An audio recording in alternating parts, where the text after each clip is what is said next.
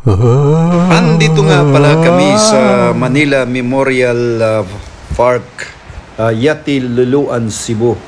Sad to say na magkita-kita lang ang mga relatives ni Mrs. sa ganitong mga okasyon kasi puro sila busy sa mga buhay-buhay. Dito si Maris, si Mama Luli, mga Perez family andito rin. Mrs. ko abalang-abala sa paghanda sa mga pagkain. Ito yung mga pagkain namin: chicken cordon, to beef, fried chicken, ito pork apritada, ito ay chicken with ano yun, at saka yung humba ni Mrs.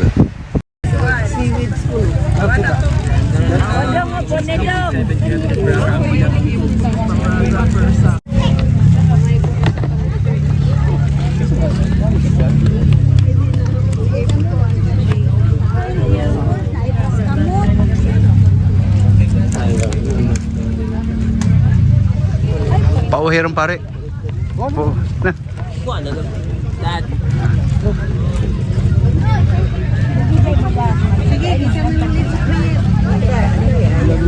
Sinsya sa Ginoo, sa ngalan samahan, sa Anak, sa Dios, Espiritu Santo. Amen. Dalay ko ng Dios, amahan, dagang kay salamat nining pagkaon nga among pag-asawaan karong gabi una. Manghinaot mi Lord nga kining pagkaon magdugang pa sa among paskog sa panglawas. Kining tanan among gipangayo pinali Kristo among Ginoo. Amen. Father, the Son, the Holy Spirit. Amen. Umana. Sin ko anak. Kuan man Sindi ko anak. Oh. Oy, dalang kumba ni Haiti. Dilin kasi nako. Iwot mo din ha, kadagdag. Ay, linggo raman na siya. Sa mida.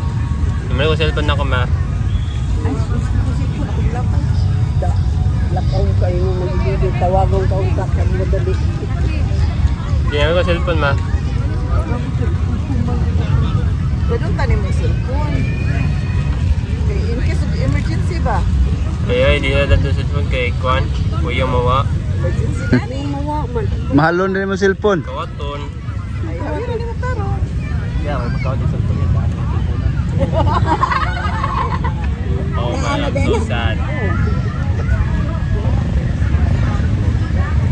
Kasi na dyan.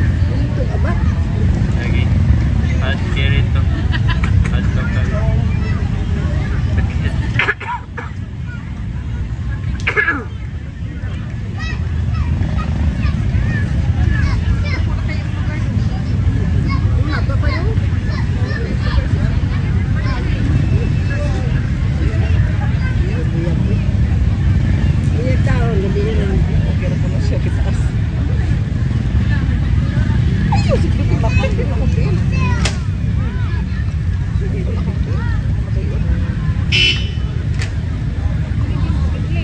Dead card.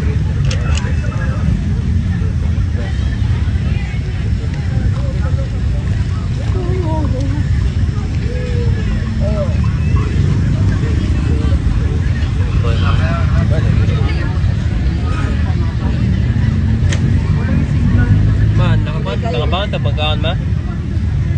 Ito, nasurusuroy ka. Wala na natin pagtao noon. I am so sad. Really sad.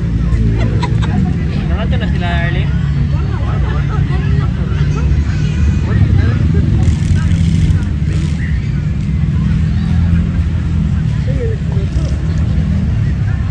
Lama siya. Itong kibahan sa City Cemetery. Dami shoot anog magonon sa katuding pagkasabado. Sa mga ganitong okasyon mga kapatid, hindi mawala yung picture natin for souvenir.